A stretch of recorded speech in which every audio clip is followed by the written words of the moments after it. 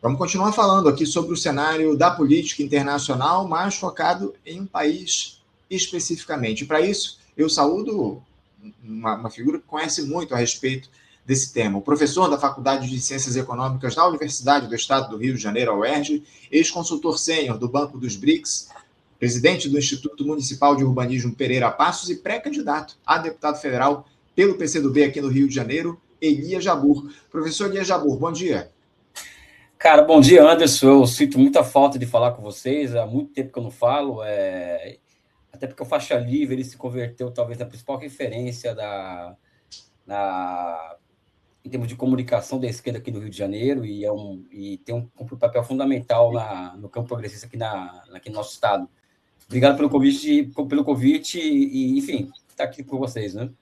Obrigado, eu que agradeço, Elias. É sempre uma honra contar aqui com a tua participação, com as tuas análises, com o teu conhecimento, especialmente no sentido de esclarecer algumas questões que surgem em relação a esse que talvez seja o seu tema de estudo da vida, que é justamente a China, né? Esse país que a gente tem explorado muito aqui no programa. Aliás, você está lançando mais um livro a respeito da China, que a gente vai trazer aqui no finalzinho do programa, mas antes, Elias, eu queria começar já o nosso papo falando sobre um estudo que foi divulgado no dia de ontem, um relatório, né, da ONG Human Rights Watch, indicando que 72% da população mundial vive sob regimes autoritários e que o mundo enfrenta um avanço autoritário impulsionado pelo governo do presidente dos Estados Unidos, Donald Trump. Essa análise faz parte do Relatório Mundial de 2026, no qual a ONG analisa a situação dos direitos humanos em mais de 100 países. O que me chamou a atenção nesse estudo, Elias, e é o que eu queria repercutir contigo, é que a Human Rights Watch classificou a China como um regime autoritário, no que eles consideram uma autocracia fechada, com restrições profundas a liberdades fundamentais, o que incluiria ausência de eleições competitivas e limitações severas à liberdade de expressão e associação. Há outras 5 classificações nesse documento, nesse estudo: autocracias eleitorais, autocracias zona cinzenta, democracias zona cinzenta, democracias eleitorais e democracias liberais. Elias, eu já vou direto ao assunto, direto ao ponto. Você concorda com esse tipo de classificação da China feito pela Human Rights Watch, um regime autocrático fechado? Que características representariam isso? Enfim, fica à vontade, Elias. Eu acho que já disse isso várias oportunidades, que autoritarismo e democracia são categorias cujos conceitos que o sustentam são muito frágeis, né? Até porque esse tipo de classificação deveria levar em consideração, por exemplo, complexidades históricas como, por exemplo, o fato da China haver uma democracia à base da aldeia, ou seja, uma autogestão da produção em nível de aldeia há mais de 2.000 anos, né? O que remonta o modo de produção asiático, né? O antigo modo de produção asiático, e que muito dessas formas históricas de representação popular são replicadas na China de hoje, né? O que torna a China, por exemplo, sob o meu ponto de vista, uma democracia não liberal, né? Por quê? Porque na China tem eleições a cada 4 anos para a eleição de representantes de base, e dessas eleições dos representantes de base é que surgem, é que emergem, vamos dizer assim, de forma indireta, de baixo para cima, os membros da Assembleia Popular Nacional, que, por sua vez, elegem o presidente da República Popular da China. A questão que não se quer comentar é que a China é uma democracia liberal e é uma democracia que se vamos dizer assim, protege a partir de uma forma de governança que não tem nada de weberiano, mas é histórico por conta do confucionismo, que é o quê? O mérito. Ou seja, ninguém chega ao topo do poder na China se não for muito brilhante. Aquelas pessoas que estão à frente do poder chinês, elas passam por vários testes desde quando elas entram no Partido Comunista. Então, existe um casamento entre democracia direta na China, aliás, uma democracia que não é zona cinzenta como no Ocidente, até porque não existe o dinheiro para mediar a relação entre o voto no representante de aldeia e o representante, né? E além disso, né, colocando aqui, né, enquanto que no Ocidente o dinheiro é o que elege eleições no Brasil e nos Estados Unidos é dinheiro, na Europa é dinheiro, né? Além de que esse membro da Assembleia Popular Nacional, que é uma figura que veio da base, né, ele só pode ser caçado por seus pares, né? Desculpa, ele só pode ser caçado pela sua base e não pelos seus pares. Ou seja, se ele não mostrar serviço, ele é caçado pela base. E o que também significa as razões de um representante, um membro da Assembleia Popular Nacional, ele só pode ficar em Pequim 2 vezes por ano. Aliás, 2 semanas por ano, que é o momento em que existem as 2 sessões da Assembleia Popular Nacional e do Conselho Consultivo Político do Povo Chinês, que ocorre no mês de março, falso engano, e o resto do ano é na base, né? E o fato dele ser caçado pela base leva ao quê? Leva ao fato de a China hoje ter uma rotatividade no seu parlamento nacional, na Assembleia Popular Nacional, muito maior que no Brasil e muito maior que nos Estados Unidos. Na China é impossível ter um senador como Joe Biden, que ficou 40 anos no Senado. Né? Então, são formas históricas de representação e de democracia direta que a China desenvolve ao seu jeito e no seu tempo, que vão colocando a China como um Estado, inclusive, muito mais democrático do que os Estados Unidos. Eu ouso dizer isso, que a China é um país muito mais democrático do que os Estados Unidos. Não é? Por quê? Porque nos Estados Unidos, por exemplo, você tem a liberdade de fazer grandes manifestações, né? que no geral, muitas vezes, não dá em nada. Mas, muitas vezes, na China, uma única pessoa fazendo uma grande queixa em uma rede social, que, por sinal, as redes sociais na China é o tempo inteiro, denunciando problemas do governo, ou seja, para quem conhece a rede social chinesa sabe o que eu estou falando, né? O governo usa as plataformas, as suas redes sociais para medir o pulso da sociedade e poder entregar para a sociedade resposta às demandas que aparecem ali. Então, a China vai, ao longo do tempo, ela vai entregando formas de representação muito mais avançadas do que no Ocidente. Cá entre nós, pessoal, a democracia liberal, ela já era, entendeu? Sabe? É algo que está apodrecido, né? E chamar a China de uma autocracia, por exemplo, autocracia de quem, por exemplo? Do Xi Jinping? Não, né? Xi Jinping, ele representa um partido que tem mais de 100 anos de história, um partido com 100 milhões de membros, né? E um partido político forjado na luta política, ou seja, um partido político que entregou para a China, não somente independência nacional, mas que está entregando para a China dignidade em todos os níveis, né? Então, não dá também para falar de democracia sem colocar um dado básico aqui, direitos humanos. A China eliminou a pobreza extrema. Enquanto os Estados Unidos, por exemplo, tem milhares de pessoas vivendo abaixo da linha da pobreza, apesar de ser o país mais rico do mundo, a China não tem uma pessoa vivendo hoje abaixo da linha da pobreza. Né? Então, isso não entra nesses relatórios. Né? E a Índia, que é um país que seria uma democracia em contraponto à China, tem mais de 30% da população tida como analfabeto funcional, ou seja, não se sustenta por nenhuma base científica essa história de autoritarismo e democracia, né? Elias, me chamou a atenção, você citou os Estados Unidos, e esse mesmo estudo da Human Rights Watch classificou os Estados Unidos de Donald Trump como uma democracia liberal. Você diz que a China é muito mais democrática que os Estados Unidos, mas é curiosa essa classificação, né, da Human Rights Watch dos Estados Unidos do Trump, que tem adotado uma postura altamente centralizadora, autoritária, classificar como uma democracia liberal, né? E não somente isso, Anderson, se a gente for fazer uma conversa aqui mais de fundo, não perceber o seguinte: primeiro que o Trump ele continua, apesar de estar desnudando uma ditadura de caráter fascista nos Estados Unidos, dando continuidade a muitas coisas que acontecem nos Estados Unidos, ou que já aconteceram. O Trump, sob o meu ponto de vista, ele é a reedição do pacto de poder que surge após o fim da Guerra de Secessão, né? Quando os senhores escravos eles foram contemplados com o surgimento de uma Câmara Alta, que é o Senado, né? E também por um estado de apartheid, né? Em que brancos e negros não podiam dividir espaços, por exemplo. Então, isso ficou em pé até a década de 60. O Trump é tentativa de reedição de uma ditadura que tem baseada, inclusive, na cor da pele. Né? Esse é o ponto fundamental. O outro ponto que eu acho interessante, quando se fala em democracia, ditadura, etc., é o seguinte: uma das características das democracias ocidentais ou democracias liberais, ou falando aqui desse chamado Ocidente coletivo, que são 12 países, é que são países marcados por violência na sua história. Né? Então, vamos pegar o caso da Inglaterra, por exemplo. Qual a diferença entre o que a Inglaterra, a França e a Bélgica fizeram na África com o que a Alemanha fez na Europa, né? A Alemanha nazista? É que o que a Alemanha fez que o que ela fez na Europa a Inglaterra fez nas suas colônias, ou seja, todos aqueles experimentos químicos,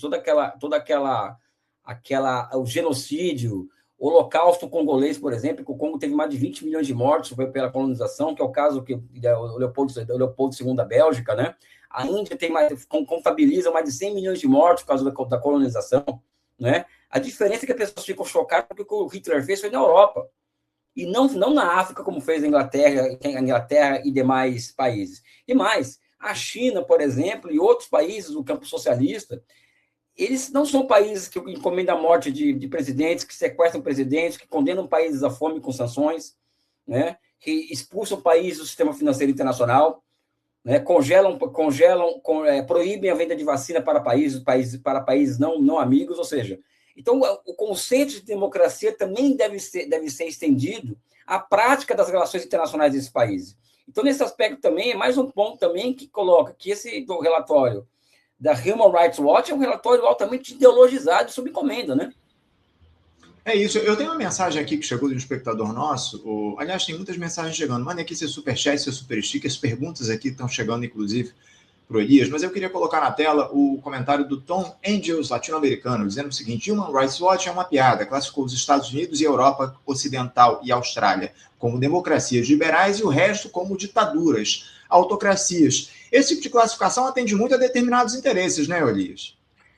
Eu acho que ele é uma classificação não somente que atende interesses, né? Evidente todo interesse de classe, mas é muito fiel ao liberalismo, ou seja, porque o liberalismo ele é um corpo de pensamento que ele é ahistórico, né? Então não entra história na análise de realidades complexas, né? Ou seja, não entra a possibilidade de tomar o objeto pelo todo, né? Ao mesmo tempo que se observa o todo a partir das suas múltiplas determinações, né? Então, autocracia e democracia são conceitos liberais muito mais baseados na moral, né, em preceitos morais, né, do que em preceitos científicos que demandaria, do ponto de vista filosófico, a fusão do sujeito-objeto e a fusão entre teoria e história. Isso não comparece nesse tipo de visão. O que comparece, e também não comparece uma visão de múltiplas determinações de processo. O que comparece uma visão moral de como funcionam sociedades, né? Eu acho que esse que é um ponto que explica, do ponto de vista científico explicativo para essas noções, né? Mas também tem essa questão dos interesses, evidentemente. Quanto mais a China for desmoralizada no campo internacional, né? Isso em tese favorece um regime change na China, que em tese favoreceu o Epstein, né? Que estava sonhando quando o Fidel Castro morre, ele estava mais interessado nos grandes negócios que iriam se abrir em Cuba para ele do que com a democracia cubana, com as condições de vida do povo cubano, né? Cuba, aliás, vai ser tema daqui a pouquinho do nosso papo em relação à China. Mas antes, eu queria voltar novamente o meu olhar para a gente falar a respeito da China, porque eu queria saber de você o seguinte: em que medida, Elis, essa ascensão econômica da China como potência global, isso está associado a esse tipo de classificação de que o país teria um regime autoritário? E outra, em que medida essa avaliação considera os resultados em termos de crescimento, redução da pobreza, infraestrutura, enfim. Essa ascensão que a China tem tido no cenário geopolítico também influencia essas classificações que surgem como se o país fosse uma autocracia? Então, influencia muito, evidentemente, mas também como não são categorias que são baseadas na história, vamos dizer assim, né? São categorias históricas, né? Eles conseguem se transformar em algo distópico, né? Em falar que a China só cresce ou só combate a pobreza por ser uma autocracia. Olha o grau de piração desse pessoal, né? Eles acham que a China alcançou o que ela alcançou por, entre outros motivos, porque é uma autocracia, e em democracias isso seria impossível, porque existe mudança de governo a cada 4 anos, né? Como, na verdade, Estados Unidos, Índia, Inglaterra, Alemanha, França, Coreia do Sul, são países que existem rotatividade de poder, mas são países que têm projetos nacionais, né? Então, o caso da China, por exemplo, o caso da China é um caso que vem a calhar essa ascensão chinesa, e o fato também dessa ascensão vir colocar em questão uma ordem baseada no Atlântico Norte. E mais do que isso, né? E que poucos reconhecem, inclusive na esquerda.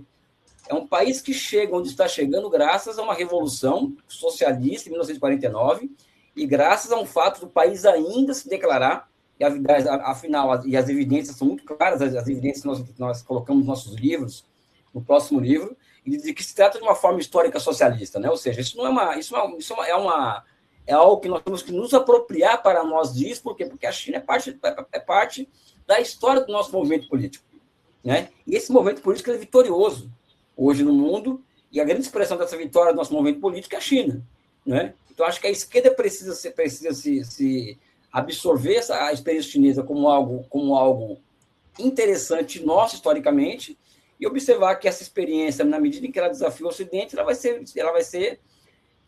vai ser alvo de difamação, calúnia, etc, né? Elias, eu queria trazer algo que vai justamente ao encontro do que você analisou aqui nessa tua última resposta, porque alguns comentaristas, alguns analistas defendem que regimes mais centralizados ou centralizadores podem implementar políticas de desenvolvimento com maior eficácia do que democracias liberais, especialmente em termos de planejamento urbano e industrial. Existe mérito nessa visão ou isso acaba mascarando determinadas violações de direitos humanos? Como é que você vê esse discurso de que regimes centralizadores acabariam tendo uma eficácia, uma eficiência maior no desenvolvimento dos seus países? Bem, Estados Unidos, vamos trabalhar com a hipótese que os Estados Unidos é uma democracia liberal desde que ele se tornou independente. Os Estados Unidos se tornou um país mais potente do mundo, sem ser uma ditadura nos termos deles, né? A França a mesma coisa, a Alemanha a mesma coisa, Japão a mesma coisa, a Coreia do Sul a mesma coisa, vendo que a Coreia do Sul foi uma ditadura até a década de 70, mais ou menos. Não existe evidência empírica disso daí, e histórica disso que eles estão colocando. O que eles não colocam é que países como a China, veja bem, países como a China foram capazes, o quê?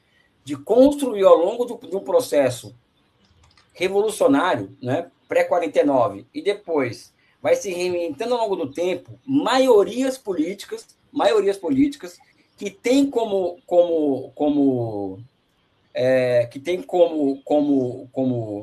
norte estratégico o desenvolvimento do país, né? Então a China hoje ela tem uma maioria política, né? Uma maioria política convencida de que o país deve alcançar objetivos audaciosos. E a Índia pode ser o partido do Congresso, pode ser o BJP no poder, também eles no fundamental não discordam.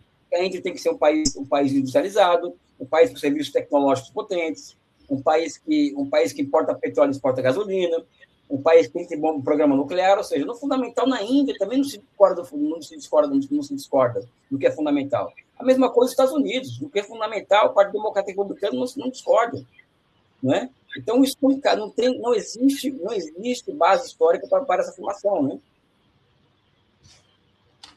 É isso, Elias, é isso. Eu queria trazer aqui, Elias, uma outra questão que me chama muita atenção, porque a China é um país onde há uma participação popular nas decisões do Estado muito intensa. Num cenário como esse, onde isso é muito evidente, pelo menos para mim, como é que a gente pode ter um órgão, uma ONG, ou o que quer que seja, classificando o país como uma autocracia num quadro onde a participação popular nas decisões do país, nas decisões do governo, ela se dá de maneira tão ampla como acontece na China? Bom lembrar também, inclusive, que o 15º Plano Quinquenal está sendo discutido há mais de 1 ano e meio, de baixo para cima. Uhum. São mais de 3.000 emendas ao 15º Plano Quinquenal que chegaram, de emendas da base, que chegaram à Assembleia Popular Nacional, que vai aprovar o 15º Plano Quinquenal, né? O que acontece, eu acho, é que aquela história do Hegel, a verdade sempre aparece, né? Isso não aparece porque não é verdade. O que está acontecendo hoje, Anderson, isso aí eu posso falar porque eu já estou 30 anos nessa história de China, e eu visito a China com frequência desde 2004, tá? É que existe o soft power chinês operando claramente. Então, hoje você abre o Instagram, existe muita gente que está indo para a China fazendo vídeos sobre a China, gente de direita, de esquerda, de centro, de cima, de baixo, né? E também muitos influencers chineses no Instagram, por exemplo, no TikTok. E acredito que esse movimento, por exemplo, está começando a criar algum nível de fissura e algum nível de minhoca na cabeça para falar, pô, esse país aqui não é esse inferno na Terra, como que se pinta? Né? E mais do que isso, né? O próprio governo chinês tem facilitado muito o acesso a quem quiser ir para a China hoje. Né? Se você quiser ir para a China hoje, você particularmente, não é algo difícil, né? De ter contato com a embaixada, de explicar quais são os seus propósitos, quero fazer um documentário sobre a China, não é difícil. Né? Então, de forma lenta e gradual, eu acredito que a verdade virá à tona em relação à China, em relação à sua dinâmica de democracia particular, né? Assim como de outros países, como Cuba, como Vietnã, etc. Né? Então, eu vejo que está avançando muito o quadro de informação em detrimento de desinformação em relação à China. E acho que, modéstia à parte, nós também cumprimos um pouco esse papel, né? Porque, no nosso caso, nós enfrentamos uma guerra quase de forma solitária, dentro da esquerda e fora da esquerda, já há muitos anos, né? Como eu disse aqui, há quase 30 anos, né? E hoje, mal ou bem, eu falo isso com até com emoção e com as nossas ideias sobre a China estão vencendo no debate público, né? As ideias que nós temos elaborado ao longo dos últimos 30 anos, e que veio a público com esse livro que China, o Socialismo do século XXI, é um best-seller com 45 cópias vendidas. Agora tem o próximo livro também, que chama-se Poder e Socialismo, Governança, Classe, Ciência e Projetamento, que também é um degrau acima na construção de uma teoria do socialismo para o século XXI. Né? Então, as nossas ideias estão vencendo no debate público. Né? Então, acho que isso também é um sinal de que... Até que eu estou aqui falando com você, né? Uhum. Né? Também, isso é um sinal interessante dos tempos, né? Não tenha dúvida. Daqui a pouquinho a gente vai voltar a falar da China, explorar outras questões, mas antes, ainda sobre esse relatório da Human Rights Watch, o Brasil foi classificado como uma democracia eleitoral no contexto desse estudo. Primeiro, você concorda com essa classificação? E outra, essa categorização influencia investimentos, parcerias internacionais, a confiança do dito mercado no nosso país? Como é que você vê o Brasil sendo classificado como uma democracia eleitoral nesse relatório? Do ponto de vista liberal burguês, o Brasil é uma democracia eleitoral. A cada 4 anos tem eleição para presidente, o Lula foi preso, saiu da cadeia, foi eleito. Tem todos os sinais de que o Brasil é uma democracia eleitoral. Agora, o que esse relatório não diz é o papel da grana durante no processo eleitoral brasileiro, né? O que desvirtua completamente o próprio caráter democrático do processo eleitoral. Né? Então, sim, eu concordo com a forma como o Brasil é classificado, mas discordo do conteúdo. Né? Eu falo porque enquanto eu sou pré-candidato a deputado federal, eu vou concorrer, por exemplo, com companheiros de esquerda e com a direita, que são deputados eleitos com mandato, com emenda parlamentar.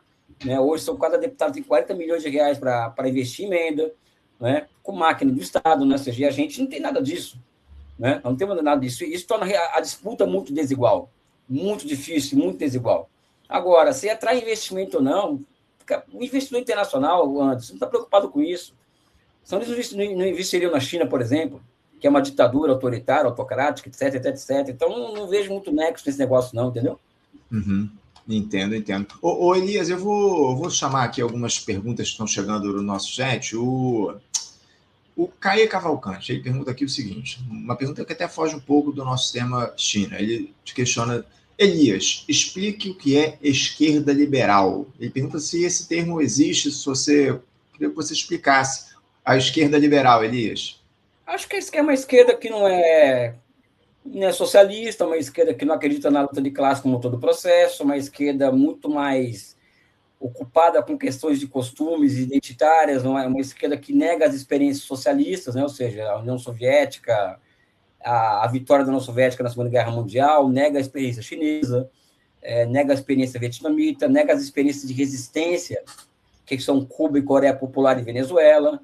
É uma esquerda que também entra nessa caricatura de definir o mundo, de dividir o mundo entre ditadura e democracia. Uma esquerda que não tem o centro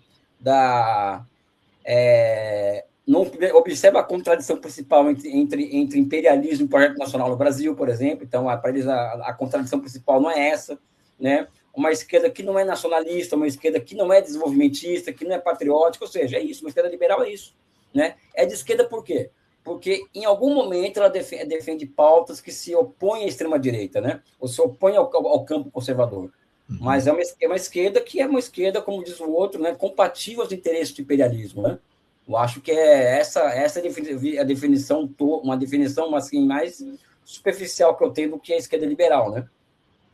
Elias, eu queria incluir nesse nosso papo um outro personagem que até apareceu na entrevista ainda há pouco com o Maringoni, que é o Donald Trump. A gente percebe o presidente dos Estados Unidos avançando nesse seu projeto, nessa sua lógica imperialista, atacando aqui a Venezuela, tensionando a situação lá na Groenlândia, no sentido de tentar ocupar o território dinamarquês, a situação também envolvendo lá o Irã, todo esse tensionamento global produzido pelo Donald Trump e, especialmente, no sentido de tentar reduzir a influência que a China tem conquistado ao longo dos últimos anos, inclusive aqui no próprio nosso continente, na América do Sul. Lula vai se encontrar com Trump no próximo mês e fala-se, inclusive, que o Trump deve produzir ali um documento onde ele tenta ampliar o alcance e a influência dos Estados Unidos aqui na América do Sul, justamente para isolar a China.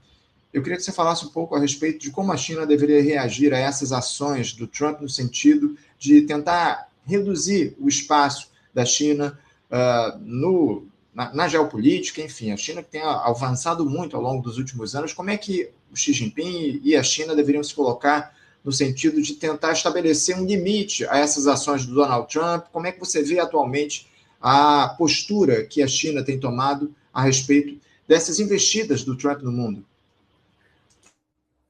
Cara, eu tenho dito que a China tem uma característica que, como ela está do lado certo da história, né, e como inimigo, o contendor estratégico, ele está em desespero, e cada passo que ele dá é um passo que coloca mais diante do precipício, que é o que os Estados Unidos está acontecendo hoje com os americanos, né? Ou seja, cada passo deles, antes de ser uma demonstração de força, é uma demonstração de desespero.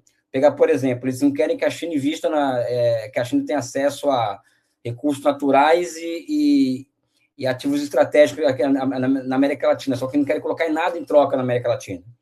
Né? Não quer investir na América Latina, não tem condições de investir na América Latina, não tem como entregar o que os chineses entregam para a América Latina. Então, a posição que a China tem hoje, na minha opinião, é correta de jogar parada, né?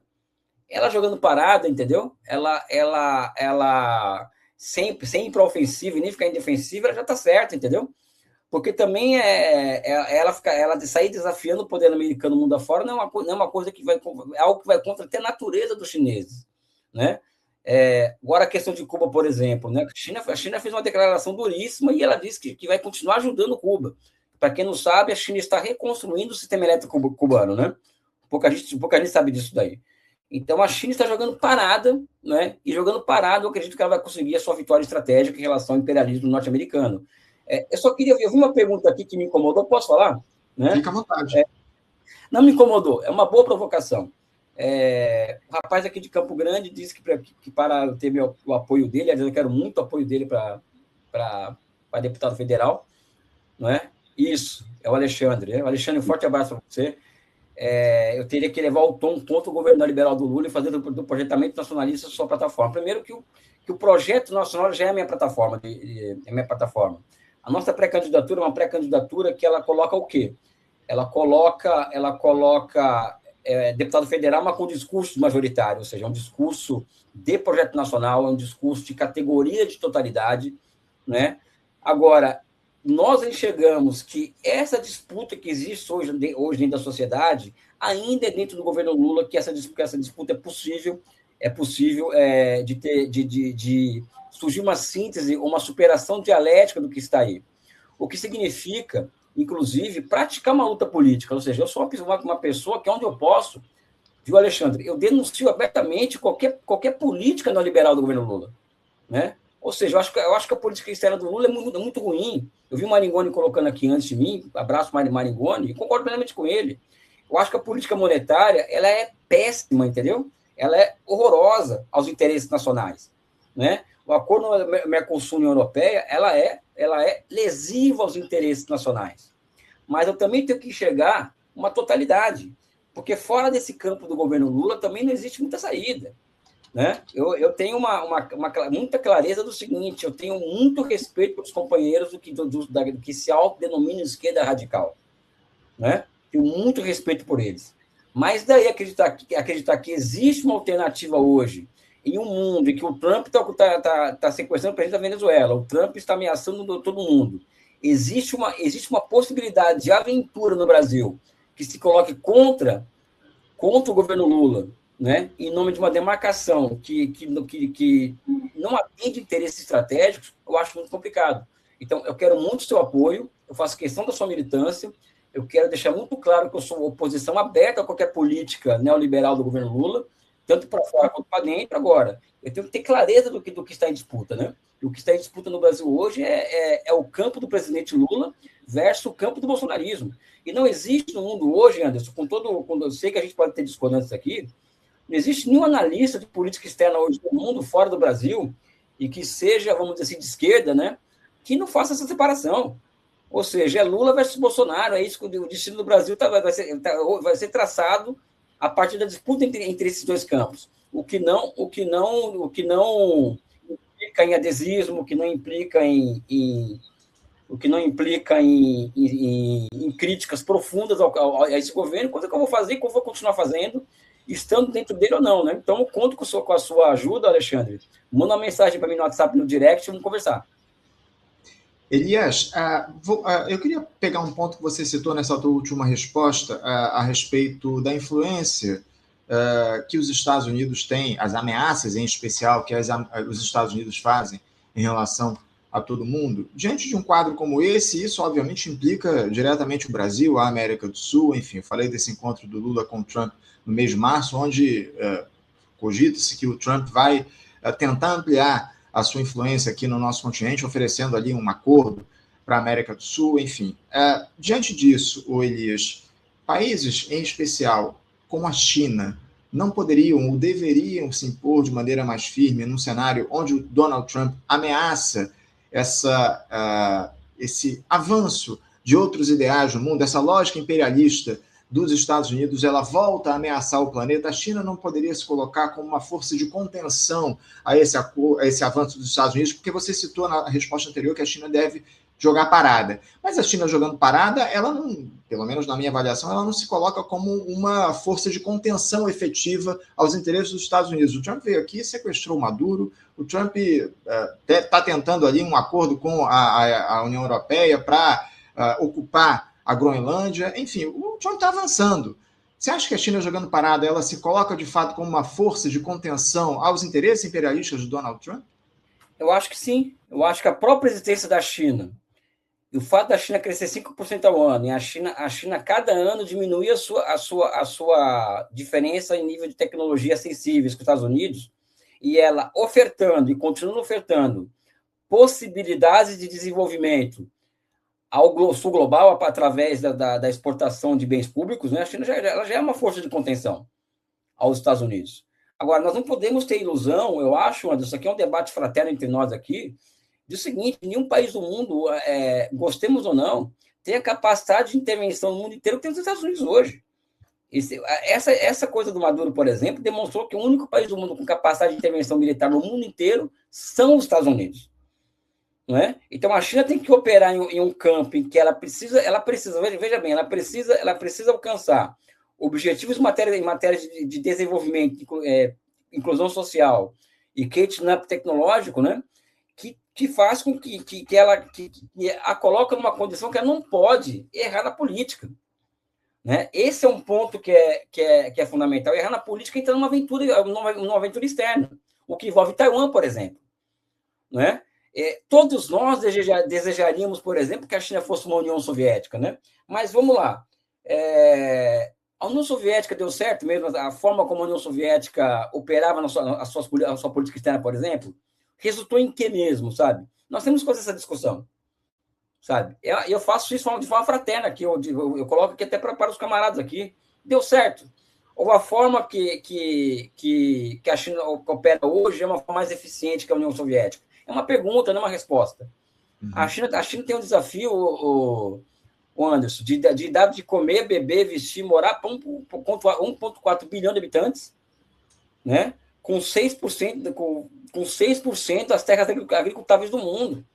E um país com imensas contradições internas, né? Ao mesmo tempo, tem essa questão de Taiwan, é um país cercado por mais de 80 bases militares, né? Ou seja, como que a China vai operar e vai se mover em um cenário como esse? Eu acho que o fato de ela jogar parada e ela continuar exportando tendências ao desenvolvimento a partir de exportação de obras públicas, né? Ela já está jogando um bolão nesse aspecto. Eu falo que a minha experiência no Banco dos BRICS me proporcionou ter muito acesso aos governos africanos, etc. Então eu via muito isso lá, né? Sabe? Uhum. Essa presença chinesa é muito forte na África e no seu entorno também, né? Sem dúvida.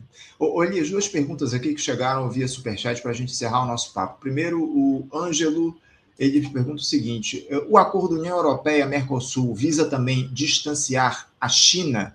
Como é que você avalia esse acordo, Elias? Eu acho que o Itamaraty, por exemplo, vai uma crítica ao governo, né? O Itamaraty tem total interesse nesse acordo, inclusive para, segundo eles, né? Para reduzir a nossa dependência em relação à China, né? É como se a União Europeia fosse importar soja do Brasil, fosse importar uma petróleo do Brasil, né? Mas sim, dentro do campo conservador, dentro do governo, a China é um alvo desse acordo, com certeza, né? Uhum. Agora, uma última pergunta aqui, a gente vai debater daqui a pouquinho a questão de Cuba, que é muito valiosa para a gente, inclusive o nosso entrevistado já está aqui nos bastidores nos aguardando para conversar conosco. Você falou a respeito disso ainda há pouco, mas o perfil Eliara Maria Manfred, eu acho que é isso, pergunta o seguinte: Elias, os BRICS não podem ajudar Cuba? Você falou que a China está reconstruindo o setor elétrico lá na ilha, no momento onde os Estados Unidos ampliam o seu bloqueio energético a Cuba, ameaçam taxar, tarifar países que exportarem petróleo para a ilha. Como é que você vê os BRICS atuando no sentido de auxiliar Cuba? A Índia, uma coisa que é interessante é que a Cuba tem ótimas relações com a Índia, né? E tem feito negócios com a Índia também. A Rússia tem sido um apoiador a Cuba, por exemplo, com petróleo, né? Sabe? E não somente BRICS, acho que a China agora está com uma relação muito boa com a Coreia do Sul, né? China não, Cuba, no caso, né? Então, acho que os BRICS podem ajudar ainda mais Cuba, né? Muito mais, mas já existe efetivamente um processo de internalização de Cuba. Cuba é parte do bloco, é membro observador do bloco, né? E acredito que que os BRICS já estão ajudando, mas pode ajudar muito mais Cuba, né? Tá certo. Elias, agora sim, para a gente fechar o nosso papo, eu falei ainda há pouco, no início dessa nossa entrevista, a respeito do seu livro, que você já está em pré-venda lá no site da editora Boitempo. Vou até colocar aqui na tela, ó. Tá aí, ó, O Poder e Socialismo, livro que vai ser lançado agora no mês de março, mas já está em pré-venda, né, Elias? Está em pré-venda no site da Boitempo, no site da Amazon, inclusive está bem classificado entre os vendidos, né? É um livro em que nós, a partir da teoria do projetamento de Inácio Rangel, nós ampliamos a gama de conceitos e categorias para entender a China, né? Então, é um livro de construção teórica ainda, né? É um livro que a gente está tentando continuar esse processo disruptivo que foi o livro anterior, só que de forma muito mais clara, mais didática do que o livro anterior. Agora, nós avançamos em questões como governança, por exemplo. Como que funciona a democracia socialista na China? Como funciona o sistema político chinês? Né? E outro dado interessante desse livro é que nós utilizamos, o Roland Boyer, né, amplamente fontes chinesas, porque uma das críticas que eu recebo é que nos nossos livros não continham fontes chinesas, ou seja, a opinião de intelectuais chineses sobre a China. E nesse livro abunda, né? Abunda muita fonte chinesa, né? Então, nós tratamos teóricos chineses, autores chineses. É um livro que tem tudo para ser de novo best-seller, né? E um livro que avança muito em relação ao livro anterior, e é um livro que avança muito aqueles interessados não somente em entender a China, mas da ideia de construção de uma teoria do socialismo para entender o mundo de hoje a partir da experiência chinesa. E poder, quando eu falo, pessoal, E socialismo é o seguinte, porque para mim é muito claro, e a minha polêmica com os marxistas acadêmicos, com a teoria crítica, ou quem acha que a China é um capitalismo de Estado, né? É que socialismo é poder em cima de qualquer coisa. Né? O poder de um partido político orientado a uma estratégia socializante e que não permite que a burguesia tenha acesso ao poder político. Né? Então, o socialismo não é uma questão moral, não é uma questão religiosa, é poder político antes de mais nada. Né? E nesse livro, nós esmiuçamos o que é esse poder político, até porque, para mim, particularmente, o marxismo é, antes de mais nada, sem parecer reducionista, uma ciência do poder político. Só lembrando aqui que o livro vai estar disponível à venda a partir... Já está disponível em pré-venda, você pode adquirir, mas só vai receber a partir do dia 10 de março. Quero fazer uma lembrança aqui importante. A gente construiu uma parceria com a editora Boitempo e os espectadores do Faixa Livre, que quiserem adquirir essa obra ou qualquer outro livro da Boitempo, forem lá, podem utilizar o cupom de desconto do programa, o Faixa Livre 20. Você vai lá, adiciona no carrinho, coloca o cupom Faixa Livre 20, você tem 20% de desconto na aquisição de qualquer obra da editora Boitempo. Poder e Socialismo, Governança, Classe, Ciência e Projetamento na China, livro do Elias Jabbour, em coautoria com o Roland Boyer. Já está disponível em pré-venda no site da Boitempo. Você que acompanha aqui o nosso Faixa Livre, digite o cupom Faixa Livre 20 e ganhe 20% de desconto na aquisição dessa ou de qualquer outra obra da editora Boitempo. Elias Jabbour, eu quero agradecer muito a tua presença aqui com a gente no Faixa Livre. Obrigado por esse papo. Opa, vamos voltar aqui agora. Obrigado por esse papo importante que a gente bateu conosco a respeito da China e a gente vai continuar acompanhando as discussões a respeito desse tema. E quando você estiver lançando efetivamente o livro, vier fazendo os eventos aí de lançamento, a gente volta a conversar contigo aqui no programa para lançar essa obra. Tá bom, Elias? Obrigado. Vai ter um grande lançamento, já adiantando, no Clube de Engenharia. Vai ter um grande lançamento no auditório maior do Clube de Engenharia para 400 pessoas, né? A nossa ideia é lançar de colocar de 500 a 1.000 pessoas no lançamento, desse lançamento, até para poder também dar um gás na pré-candidatura, que já está muito bem, mas esse lançamento pode abrir mais possibilidades ainda. E é isso, obrigado pelo convite, que quero voltar mais vezes na medida que a minha agenda permitir, tá bom? É isso aí. Já tem data esse lançamento? Já tem data esse lançamento no Clube de Engenharia? De cabeça eu não tenho aqui, mas na hora certa vai ser divulgado. Tá certo. Obrigado, viu, Elias? Um grande abraço para você e sorte na pré-campanha. Valeu, obrigado. Valeu, até a próxima. Conversamos aqui com Elias Jabbour. Elias Jabbour, que é professor na Faculdade de Ciências Econômicas da Universidade do Estado do Rio de Janeiro, a UERJ, ex-consultor sênior do Banco dos BRICS, o NDB, também presidente do Instituto Municipal de Urbanismo, Pereira Passos, do IPP, e pré-candidato a deputado federal pelo PCdoB aqui no Rio de Janeiro, falando sobre a China, enfim, essa classificação da China como uma autocracia, enfim, papo bacana aqui com o Elias no nosso programa.